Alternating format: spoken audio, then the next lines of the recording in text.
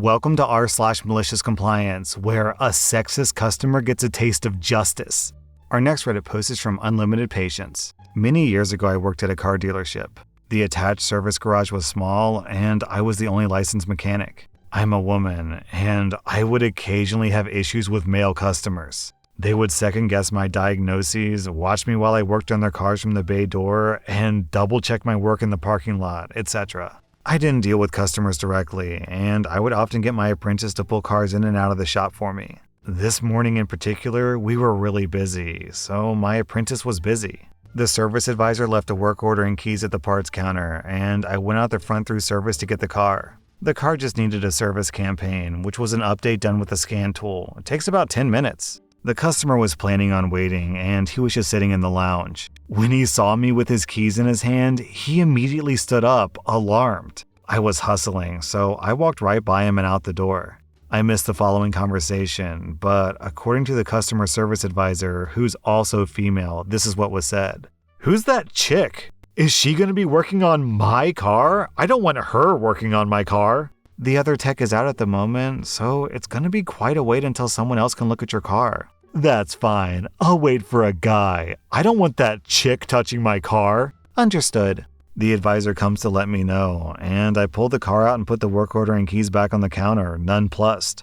Half an hour passes, my apprentice is still away, and I'm happily working on something else, bringing other cars in and out. That customer is now watching each and every person who comes through that door. The high school co-op student comes in to get something signed. The customer's keys are still sitting on the desk. It's been about an hour now. "Hey, why hasn't my car gone in yet? Can't you get this guy to do it?" No, sorry. He's just a co-op student, so he's not allowed to drive the cars due to liability and insurance concerns. Just get someone else to bring the car in and he can do the work. This was supposed to take 10 minutes. Sorry, sir. He's just a high school student doing his co-op. He's not approved to perform warranty work. Only licensed techs and apprentices can do the recall. The car jockey returns. The advisor hands the car jockey a different set of keys, and he brings yet another car into the shop for me. The customer is becoming incensed. "I've been sitting here for over an hour, and I've watched 5 cars go in before mine. My appointment was for 8 a.m. This is getting ridiculous. Blah, blah, blah." At this point, he says that he literally doesn't care who does the recall, but that it has to be a guy. The service advisor starts listing off the names of men who work in the dealership, then saying why they can't perform the recall. Well, there's Harmon, but he's just a car jockey. He doesn't know how to work on cars. Then there's Jeet, but he's about 17.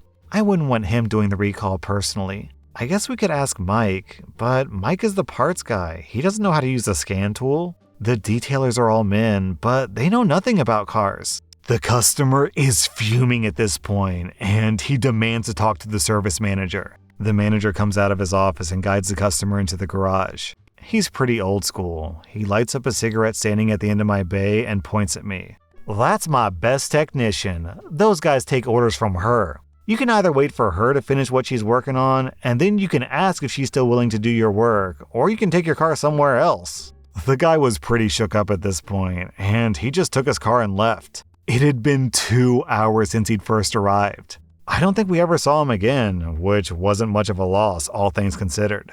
That manager in particular always stuck up for me and took my side. The service advisor has this very deadpan sense of humor. She knew full well that it would easily be an hour before the apprentice would return from his errand, and that no one else could do the recall. This wasn't the first sexist we had encountered.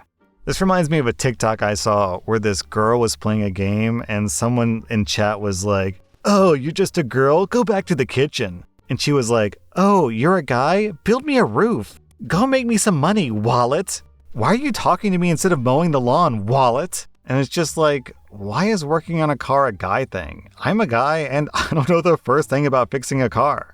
Clearly, this guy doesn't know how to fix a car either, so if he's not man enough to fix a car, then why is he getting upset about a woman who can? Our next Reddit post is from Dalek Max. I worked in a nursing home about 10 years ago as a registered nurse on a night shift. I had 2 small upper forearm tattoos upon hire, but I usually wore a jacket to cover them.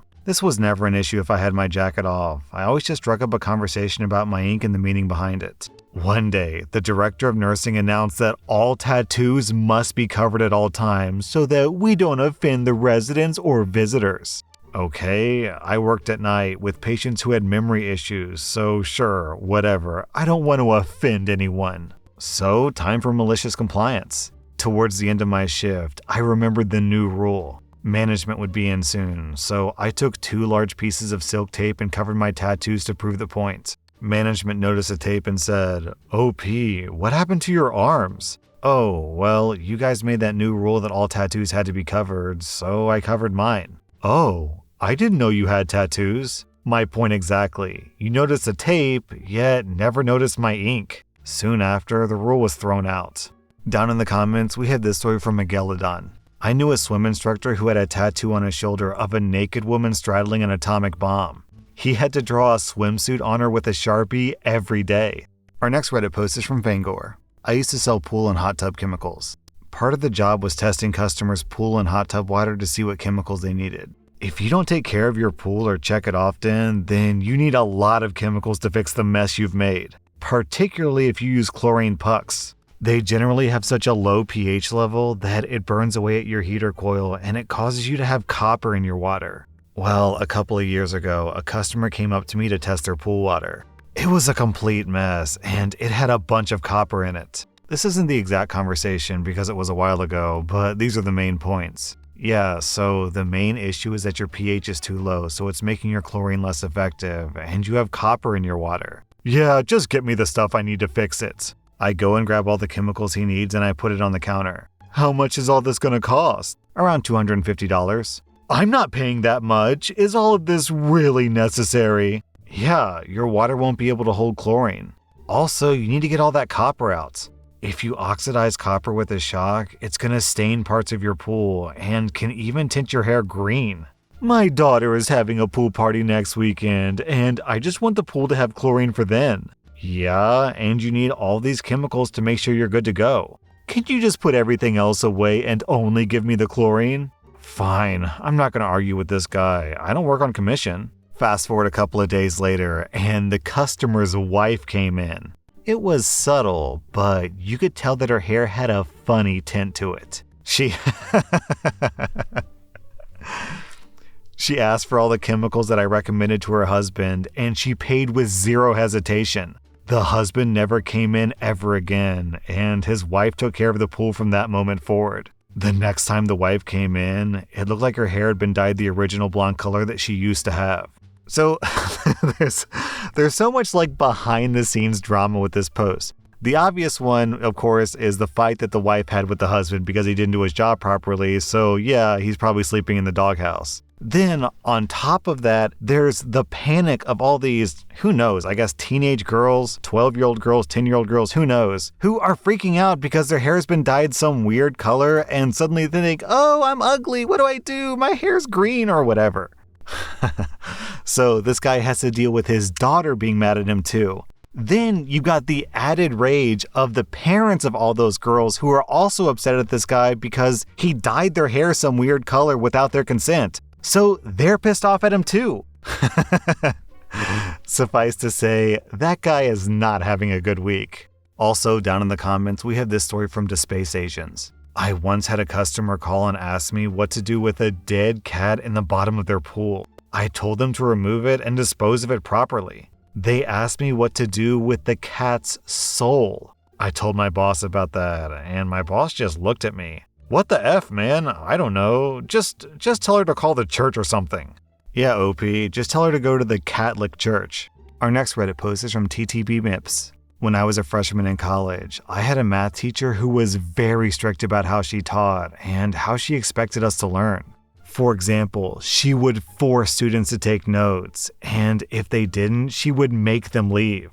During our midterm exam, someone asked how much time was left and she said 5 minutes. At this point, I was only about halfway done with the test, so I rushed and barely finished in time. Me and most other students delivered our tests and left the room. When I checked my phone, I realized there was another 20 minutes left. The students who hadn't finished in time told me that after we left, she realized that she read the clock wrong, so she gave them another 20 minutes that me and the others didn't have. I've always been pretty good at math, but obviously after rushing half the test, I did not get a good grade.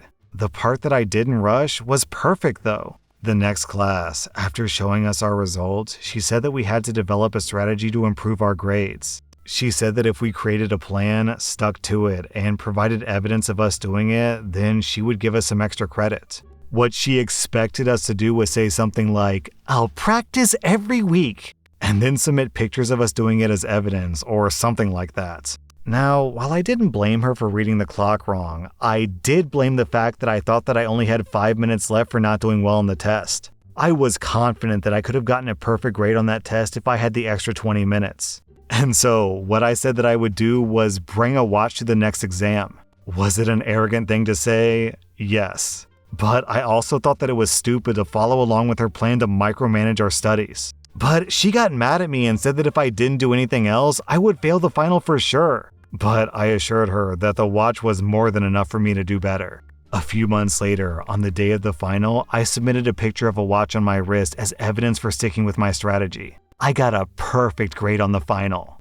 Since my strategy for improving my grades worked, she had to give me extra credit, but not before arguing that I didn't deserve it, of course. Man, picky professors piss me off. I'm the customer and I'm paying you for this service. And you're gonna get all pissed off and be like, "Oh, if you're in my classroom, you have to do things my way." It's like, dude, I'm paying your salary. Go F yourself. I remember when I was in college, I had this English professor. And in like the first day of class, she went on this long speech about how she didn't accept any excused absences for any reason. Literally only a doctor's note, only if you were in some sort of life-threatening injury or something. There was literally no reason why you couldn't be at class. And if you ever missed a class, then your grade would suffer. Obviously, me and some other students suffered from this policy, so it really sucked. Then one day the professor came in and said that she had to cancel class but wouldn't say why. And me, like I was a total smartass in college. I was a really major smartass. So I was like, "But professor, what about the no absence policy? Doesn't that apply to you too?" I could tell she was so incredibly embarrassed and awkward and she just hated being there. My guess is, yeah, she was eating humble pie that day and she realized that she was being a hypocrite and that her policy was unfair, so me calling her out in the middle of class really pissed her off. But whatever, if you're gonna be a douchey hypocrite, then you deserve to be called out. Our next Reddit post is from Super Gay. I was working for a small local store chain. They paid $1 over minimum wage, apparently had decent benefits if you were full-time, and it wasn't too terrible. Then, last week, the entire staff at a different store quit all at once. We didn't think much of it until our boss came in and said that he needed people to cover that store. It was over 42 miles away, so we asked, "Do we get any kind of raise or gas money?" "No, we don't pay you to drive to work." "Will we work 8-hour shifts?" "No, you're all part-time employees." Of course, everyone started voicing their disapproval. Half of us don't drive at all, and most share a car with a family member. We're making maybe $20,000 a year, and now they want us to drive over 1 hour each way in traffic and work a 3 to 5 hour shift? The manager got upset and said, "I'll be back tomorrow and expect 4 volunteers. If you don't want to be a team player, I suggest you find another job." So I just did what he suggested. I went online and found companies offering entry-level positions for several dollars an hour more, and some even had signing bonuses. I had 2 interviews set up the same day, and I ended up taking a warehouse job that paid $3 an hour more and had a $1,000 bonus after 120 days. 2 other coworkers got a job there as well, and we're encouraging everyone at our store to apply there as well. Apparently, the job market has gone crazy lately, but none of us were really looking because we didn't realize that we were underpaid. So as I was reading this story, the thought crossed my mind, I wonder why everyone quit all at once at the other store. And then we get to your store, OP, and I'm like, I see now. Also, what part of, "I need you to come work for a company that's so bad that literally every single person who worked there quit on the exact same day" is supposed to be tempting? Also, who would be tempted by an offer that's basically, I need you to drive 1 hour to work at a job that's so awful that every single employee quit on the exact same day. What do you say? Our next Reddit post is from kdpowpow. I work at a well-known huge grocery store in the bakery/deli. I've been in the general area for 3 years now. I've been in management, and I recently stepped down this year to focus on college. In early July, I turned in my letter of resignation, letting them know that August 13th would be my last day. It's now about mid-July, and we've got an audit going on. Basically, everything has to be perfect. They ask you a bunch of questions about your job, and everything has to be up to code, etc. Up until this point, we've been having an issue with staffing because instead of hiring employees full-time, they hire everyone part-time. I'm the only full-time employee in my entire department. Because of this, there's never enough people to work, and they'll schedule 4 people working half shifts. Then, on the next shift, only one person will be closing alone the entire night, usually me. I'm fine with that because I enjoy working alone, but this night was extra stressful with all the extra work that I had to do because of the audit. I was all alone one night, working a shorter shift than usual. We tend to close the deli around 8 p.m. and then we have 2 hours to clean up. I was scheduled to work until 8:30 p.m. and I spoke to my managers about it and I got permission to close at 5 p.m. so I could take a lunch break and have 2 hours early to close up. My managers also said they would send me someone around 7:30 p.m. to help me close up on time. Around 7 p.m., a woman comes up to the meat slicers asking for some sliced meat. I tell her, I'm sorry, but we're closed for the night. She whines for a moment, complaining that she comes here every other night and we're always open. I explained to her that we're low on staffing and I've already cleaned the slicers for the night, and she leaves. About 5 minutes later, my assistant manager walks up and asks me what the problem was. This woman had gone to management and demanded that we slice her the meat. I explained the situation, and his response was to berate me for closing the deli down early, and he told me to just help her and clean it again. Just stop being difficult, is what he said. After slicing her some meat, we ended up being out of a different kind of meat, and she just walked out of the store leaving the meat behind. Meaning I had created more stuff to clean for nothing. I was pissed.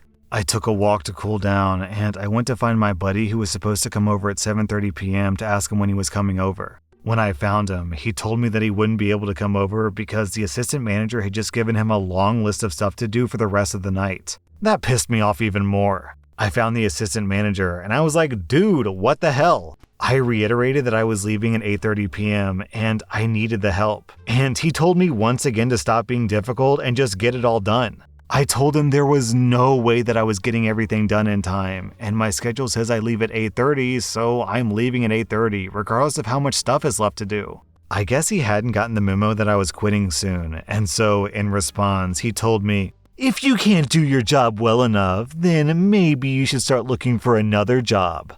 That was my breaking point. After 3 years of working for awful management and their backwards ways, I decided that I just didn't have to do it anymore.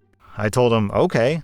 I went and found some of my favorite coworkers and told them goodbye, and it was nice working with them, and I walked out. I haven't gone back since. They failed their audit, and 6 other employees quit shortly after me. The rest are planning to leave as well. As far as I know, the entire store is screwed up. I hope the manager got chewed out, but I doubt it. I've reported some of the managers there for serious issues, and they never went anywhere. F that place. That was rSlash and if you like this content, check out my podcast where I publish the exact same episodes. Also, hit that subscribe button because I put out new Reddit videos every single day.